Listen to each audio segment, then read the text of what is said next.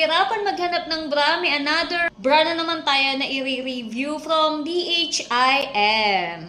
So, ayan, as you can see, nakaroon ako ng kamiseta. Kamiseta ba tawag dito?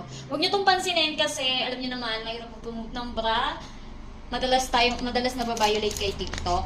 So, sinuot ko lang siya para hindi tayo masyadong revealing. Ginawa itong bra na to para sa mga malalakiang cocomelon, sa mga pinagpala sa babaeng lahat. So, ayan, unahin natin sa strap. Ayan yung strap niya. Makapal yung strap niya for stable lifting. Ayan. For stable lifting, mga mamshi. And about sa cup naman, large capacity siya. Ayan, kita niyo naman.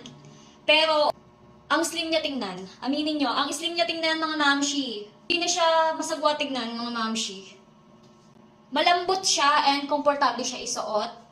Ito naman tayo sa side, mga mamshi. Ayan, kung makikita nyo, ito yung cup. Etong side na to, Stella na siya. Usog ko yung black para makita nyo. Di ba nag-i-struggle tayo dito?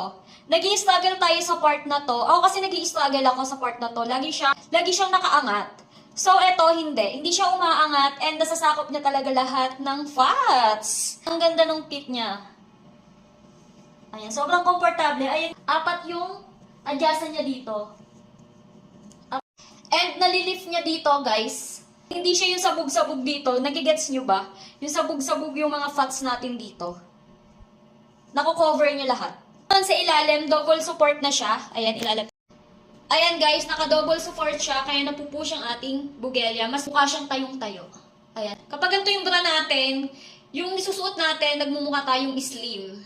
Kasi aminin nyo, nakakatabang tingnan yung mga ordinary bra. Kasi nga sabog-sabog yung ating mga Ayan, tatry ko gumalaw. Gagalaw-galaw tayo. Anyway, itong suot ko nga pala ay 34 by 75. Medium size. Available naman siya up to 45 by 92. Up to 3XL. So, if you want to get one, ilalagay ko na lang yung link sa yellow basket sa baba.